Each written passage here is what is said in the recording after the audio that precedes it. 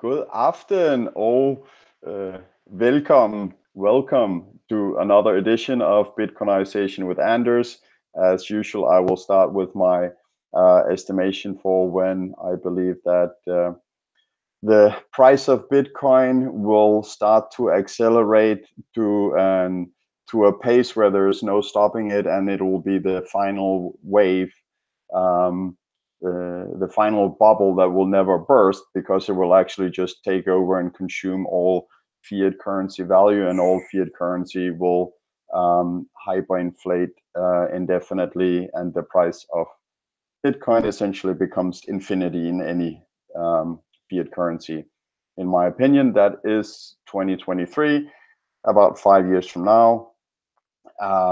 Right, let's get to it. So tonight's topic is, um, where does money get its value from?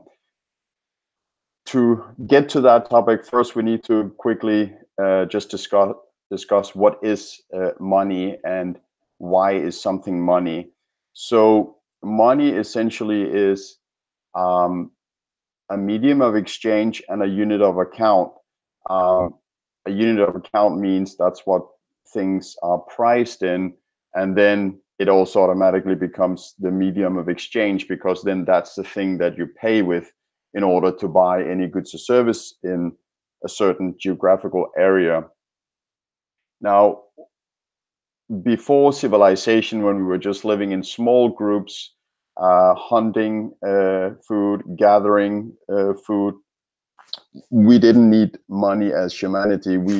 We survived with barter, as far as we are aware today, because the goods and services were so simple. Like, there was a couple of tools, maybe a little bit of clothes, some skins, fur, whatever. So you could survive on simple barter. But as we were able to create food, if like from agriculture, efficiently enough, and store it so it lasted long enough, and we would stay in the same place continuously, villages emerged, that became towns, that became cities, and then the need for money arose.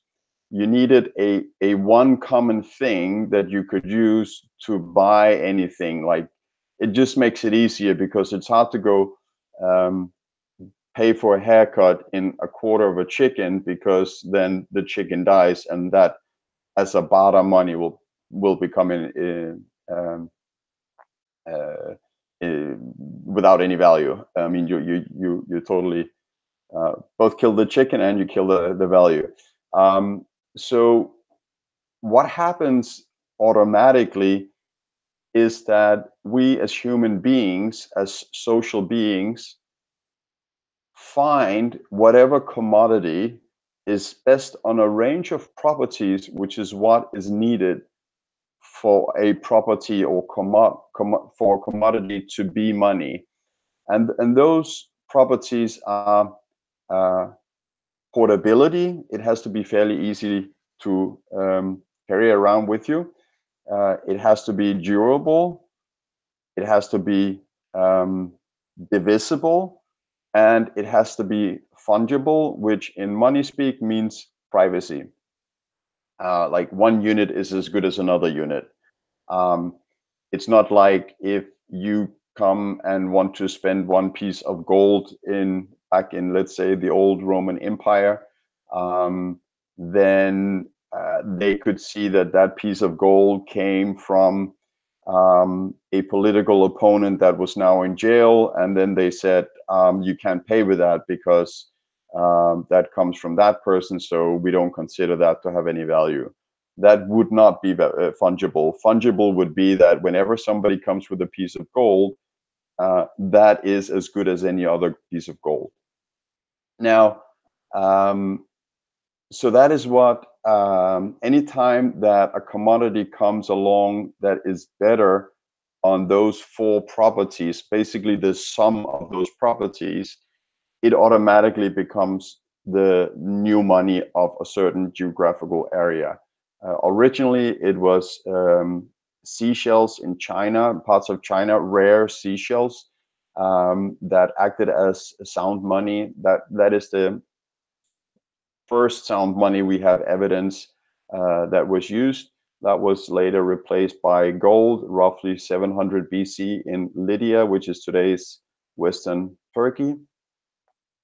And gold was used up until nation states with force chose to say, we'll keep all the gold now in the vaults, and the notes we gave you, the pieces of paper that we gave you saying that you could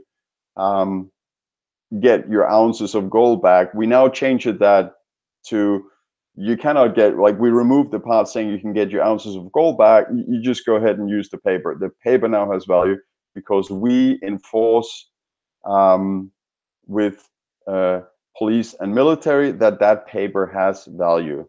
All right, let's get to the point. So what gives a money value? It's not that, for instance, when gold was the money of the world, which it was for almost 3,000 years, that it was also used for jewelry. Obviously, it did have, like any commodity that has been gold, it has a certain level of value for the utility it could be used for in other areas. But nothing can triumph or trump the value that a commodity can have or will have. It is used if it is used as money. Any commodity being used as money naturally becomes very valuable because the money of a region represents all the value produced in a region, which is obviously very valuable. So the one thing that is so important to understand about where money gets its value from is the fact that it is the money in a region. So just by being that chosen unit of account, because it is better on those 4 properties, which then makes it money in that region, the unit of account, the thing that you and I need to go and acquire in order to be able to pay for whatever we want to buy, that is what gives it value. So let's say you want to go down and buy a car worth $30,000. You bring $30,000 to the car dealership. You exchange it for a car. You walk away with a car. Well, you drive away with a car. Then that stack of papers with an accumulated sum of 30,000 turned out to be worth a brand new car. So, and that is only because it is the chosen money, and it the value of fiat currency, it's not valuable because it is enforced by the state or the government. The state and the government has to enforce it in order for it to be able to keep that value that a natural money would have had instead if the open market would have played out.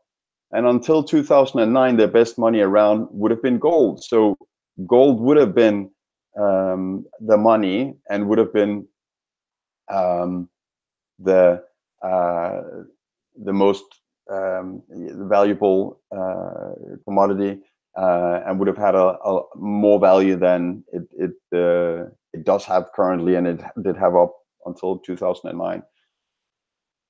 But it would have had that value simply because it is superior on those 4 properties, and that's important to understand, that it comes natural. That value is there natural because it's superior on those properties. Fiat currency is not superior. It's only because it's enforced by the state. So anytime you hear people saying that, oh, but Bitcoin, for instance, is not valuable because there's not a government and a police and a military behind to support it, it is not that the value comes from this force. No, the force is necessary to get it up to that same level that a natural superior money would have instead.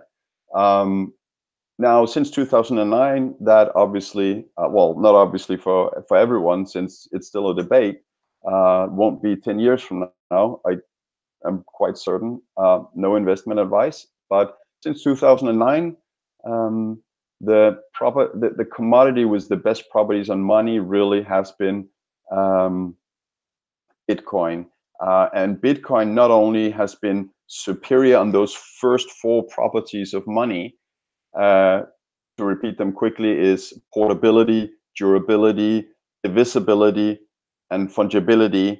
The first three, there is nothing in the world that is more portable, durable, or divisible than Bitcoin right now. There is nothing that can beat Bitcoin on those. Think about that. When it comes to fungibility, yes, Bitcoin is not fully private yet. It will be within probably 1 to 2 years. So it is the natural money, and there's nothing that anyone can do to stop that from happening. It will happen. Um, now, um, what did I want to say in the end? Yeah, I think I pretty much covered everything there. Yeah, I think so. Otherwise, please feel free to hit me up on Twitter. Feel free to follow me on Twitter. You'll find my Twitter account in the show notes below. If you like my content, please subscribe to my channel. And if you hit the bell button, there's a little bell button. Apparently, also you will be notified whenever I put out a new video. Otherwise, you'll never see me again. So I guess in that point, there's no reason to subscribe. Anyways, last thing, shout out to MathBot, sponsor of this show, an organization that I contribute to proudly. Mathbot.com is a website where kids and adults alike can learn math up to first level of college and programming in a fun way by basically programming a robot to solve tasks by pulling around some graphical elements. This way, you'll actually both learn math and programming, and that could be quite useful.